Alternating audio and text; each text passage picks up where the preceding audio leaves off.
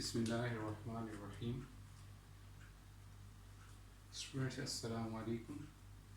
हम लोग second year chemistry का चैप्टर नंबर 1 जो है ना वो स्टार्ट करते हैं। That is about periodic classification of elements.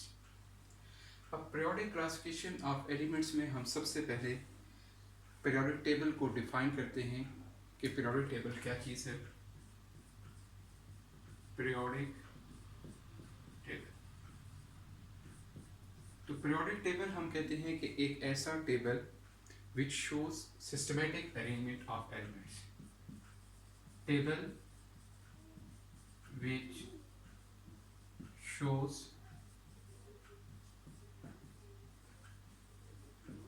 systematic arrangement of elements. तो अब ये जो पीरियोडिक टेबल है, अब डेफिनेटली हम जो आज का पीरियोडिक टेबल को डिस्कस करते हैं, this is modern periodic table, लेकिन इसमें डिफरेंट साइंटिस्ट ने कंट्रीब्यूशन किया इस पीरियोडिक टेबल को इस फॉर्म तक लाने में। तो उसे हम हिस्टोरिकल बैकग्राउंड कहते हैं। Historical background. अब इसके हिस्टोरिकल बैकग्राउंड में डिफरेंट साइंटिस्ट ने काम किया। सबसे पहले जिस साइंटिस्ट का नाम आता है दैट इज अबाउट अल-राज़ी। अब अल-राज़ी ये एक मुस्लिम साइंटिस्ट थे और इन्होंने एलिमेंट्स को अरेंज किया on the basis of physical and chemical properties. और जो फिजिकल और केमिकल प्रॉपर्टीज की बेस पे इन्होंने एलिमेंट्स को टू टाइप्स बना दी। First one are known as metals and second one known as non metals. अब अल-राज़ी के बाद सेकंड जो कंट्रीब्यूशन है दैट इज अबाउट डोब्रिनर। अब डोब्रिनर की अगर हम बात करें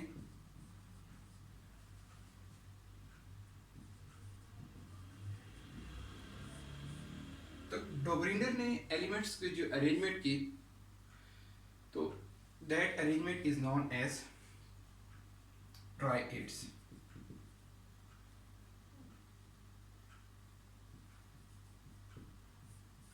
डोब्रिनर्स की क्लासिफिकेशन को हम क्या कहते हैं? ट्राइएड्स कहते हैं। अब ट्राइएड्स का क्या मतलब है कि इसने एलिमेंट्स के जो है ना वो ग्रुप्स बनाए। 3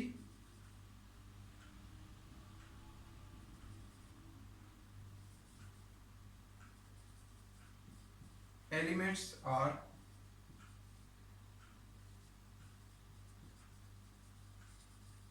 arranged in such a way कि आपके पास जो मिडल एलिमेंट था, जैसा कि इसने ये क्लासिफिकेशन की लिथियम, सोडियम और पोटेशियम, इनमें इसने ये देखा कि जो फर्स्ट एलिमेंट है, जैसा कि यहाँ पे लिथियम है और थर्ड एलिमेंट आपके पास क्या पोटेशियम है। लिथियम का एटॉमिक मास 7 है, पोटेशियम का जो एटॉमिक मास है वो कितने 39 है। अब इन दोनों का जो एटॉमिक मास है उसका जब एवरेज दिया गया तो that is the atomic mass of middle element. तो ये इसने एलिमेंट्स को in the increasing order of the atomic mass arrange किया और जो फर्स्ट और थर्ड एलिमेंट के एटॉमिक मास का जो एवरेज था that is the atomic mass of middle elements. तो इसकी क्लासिफिकेशन को हम क्या कहते हैं? ट्राइएड्स का नाम देते हैं। नेक्स्ट हमारे पास थर्ड साइंटिस्ट है that is known as a Newland. अब जो न्यूलैंड है इसने 1864 में एलिमेंट्स को जो है ना वो अरेंज किया और on the basis of their atomic masses 62 elements को इसने अरेंज किया और अरेंजमेंट किस बेस पे की? Increasing order of their atomic masses। अब न्यूलैंड्स की जो क्लासिफिकेशन है इसे हम कहते हैं ऑक्टेव्स।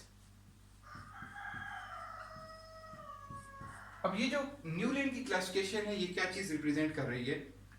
न्यूलैंड ने ये बात की कि इसने एलिमेंट्स को ऐसे अरेंज किया ऑन द बेसिस ऑफ जैसे कि lithium, beryllium, boron, carbon, nitrogen, oxygen और फ्लोरीन। उसके बाद सोडियम, मैग्नीशियम, एल्यूमिनियम,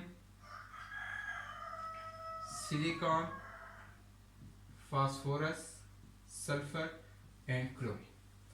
अब इसने कहा कि 8 एलिमेंट्स के ग्रुप्स बना दिए गए और हर एक ग्रुप में कितने कितने एलिमेंट्स रख दिए गए, 8 एलिमेंट्स रख दिए। इसे क्लासिफिकेशन क्या कहता है, ऑक्टेव्स, ऑक्टा, 8 से। अब इसने कहा कि अगर आप इसमें कोई भी एलिमेंट को देखें, लेट्स सपोज कार्बन को देखें, तो इसने कहा कि कार्बन के बाद जो नेक्स्ट 8th एलिमेंट होगा उसकी प्रॉपर्टीज इस कार्बन के साथ रिजेंबल करेंगी। तो अब देखिए 1 2 3 4 5 6 7 और 8। तो कार्बन के बाद नेक्स्ट जो 8th एलिमेंट है वो सिलिकॉन है, और सिलिकॉन की जो प्रॉपर्टीज है वो कार्बन के साथ जो है वो रिजेंबल करेंगी। This is new rank classification. अब न्यू लैंड के बाद नेक्स्ट जो हमारे पास क्लासिफिकेशन है दैट इज अबाउट मेंडलीफ। अब जब हम मेंडलीफ की क्लासिफिकेशन की बात करते हैं,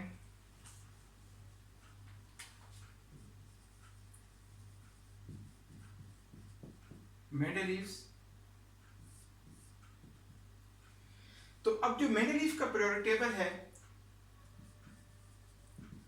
ये पहला फर्स्ट पीरियोडिक टेबल जो रिप्रेजेंट किया गया वो मेंडलीफ का पीरियोडिक टेबल था। इससे पहले ये कोई प्रॉपर इनकी कोई टेबल्स की फॉर्म में एलिमेंट्स नहीं थे। तो मेंडलीफ जो है ये पहला पीरियोडिक टेबल इसने अरेंज किया। तो और इसकी जो पीरियोडिक टेबल था, तो ही arranged the elements on the basis of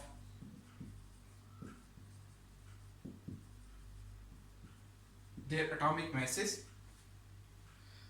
और इसने एलिमेंट्स को अरेंज किया ग्रुप्स में और पीरियड्स में। अब जो ग्रुप्स है वो आपके पास जो हॉरिजॉन्टल वर्टिकल कॉलम्स है,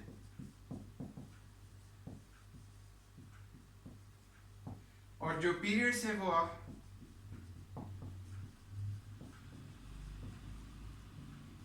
हॉरिजॉन्टल रोज का नाम दे दिया गया।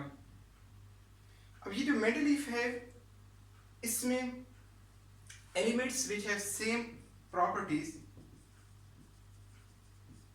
Elements having same properties are arranged in a group. अब मेंडलीफ ने एक और जो काम किया कि इसने अपना जो इसने टेबल जो है ना वो बनाया, उसमें some space left for elements which was not discovered that time and predict their properties.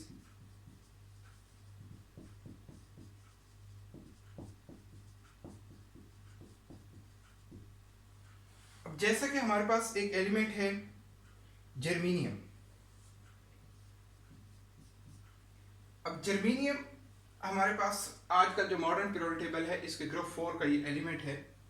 तो ये जर्मेनियम उस टाइम डिस्कवर नहीं हुआ था जब मेंडलीफ ने जो है ना अपना पीरियोडिक टेबल पेश किया, लेकिन इसने अपने टेबल में इस जर्मेनियम के लिए फ्री स्पेस भी छोड़ दी और इसकी प्रॉपर्टीज भी प्रेडिक्ट कर दी कि इसकी प्रॉपर्टीज कार्बन और सिलिकॉन उनके साथ जो है ना वो रिजेंबल करेंगी। तो इस तरह से ये फिर बाद में उसी ग्रुप में जो है इसको प्लेस कर दिया। अब मेंडलीफ पीरियोडिक लॉ, मेंडलीफ के जो टेबल है इसकी बेस पे इसने एक लॉ पेश किया that is known as Mendeleev periodic law. Mendeleev periodic law. अब मेंडलीफ पीरियोडिक लॉ क्या कहलाता है कि if elements are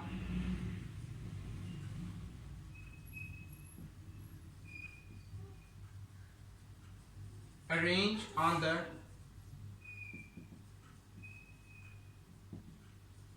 increasing order of their atomic masses, their properties are repeated after regular intervals. अगर एलिमेंट्स को आप on the basis of their atomic mass जो है ना अरेंज करें तो then after regular intervals their properties are repeated. This is known as Mendeleev periodic law.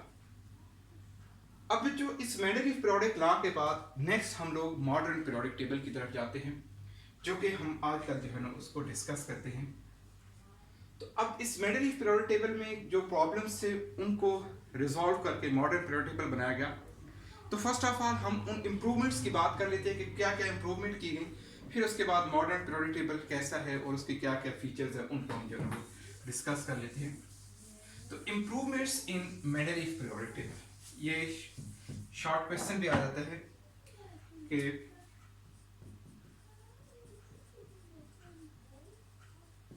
improvements in Mendeleev's periodic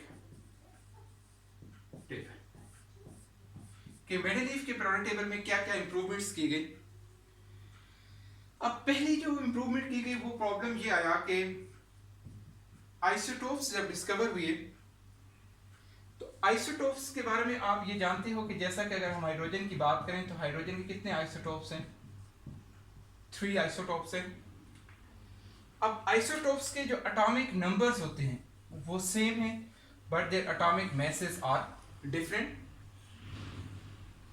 अब अगर हम मेंडलीफ की पीरियोडिक टेबल की बात करें तो उसने क्योंकि एलिमेंट्स को अरेंज किया था on the basis of their atomic masses, it means कि ये हाइड्रोजन के लिए उसके पीरियोडिक टेबल में 3 डिफरेंट जो है वो पोजीशंस होनी चाहिए थी.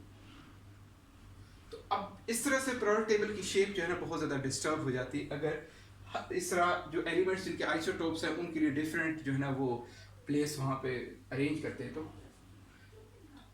फिर जो मेंडलीफ का पीरियोडिक टेबल था इसको एटॉमिक नंबर की बेस पे जो है ना वो अरेंज किया गया. तो क्योंकि आइसोटोप्स के जो एटॉमिक नंबर हैं वो सेम है, इस वजह से जो डिफरेंट एलिमेंट्स के आइसोटोप्स है उनकी पोजीशन पीरियोडिक टेबल में सेम रहेगी. तो फर्स्ट जो इंप्रूवमेंट की गई वो ये की गई कि the elements are arranged on the basis of their atomic number. Second जो इंप्रूवमेंट की गई वो ये की गई कि नोबल गैसेस जो ग्रुप ए के एलिमेंट्स हैं, अब वो मेंडलीफ के पीरियड उसने जब अरेंज किया उस टाइम ये एलिमेंट्स डिस्कवर नहीं थे, तो उसने उनके लिए कोई स्पेस भी अपने पीरियोडिक टेबल में नहीं छोड़ी थी. तो एक एक्स्ट्रा ग्रुप जो है ना वो इंट्रोड्यूस कराया गया for noble gases. And extra group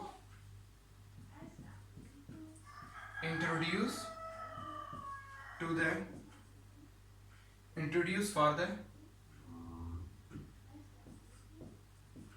noble gases.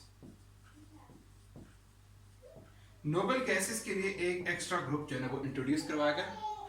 उसके बाद नेक्स्ट जो हमारे पास थर्ड जो इंप्रूवमेंट की गई वो ये किया गया कि कुछ ऐसे एलिमेंट्स थे, क्योंकि पीरियोडिक टेबल मेंडलीफ ने ये बात की कि जो एलिमेंट्स विद सेम प्रॉपर्टीज हैं that are present in same group.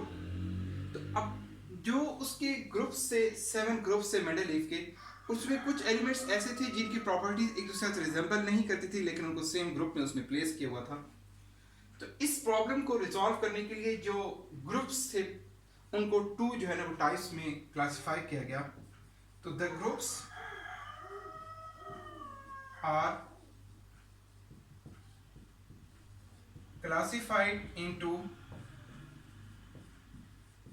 2 types. एक ए टाइप के हो गए और दूसरे बी टाइप के. अब जो ए टाइप के ग्रुप्स हैं these are known as normal or representative elements और ग्रुप 2A के जो एलिमेंट्स हैं दीज आर ट्रांजिशन एलिमेंट्स। तो ये आपका यहां से एक शॉर्ट क्वेश्चन प्रिपेयर हो गया कि right the improvements in Mendeleev's periodic table। और इससे पहले जो आपने स्टार्ट में बात की थी डिफरेंट साइंटिस्ट की कंट्रीब्यूशन की, वो भी शॉर्ट क्वेश्चन के पॉइंट ऑफ व्यू से इंपॉर्टेंट है कि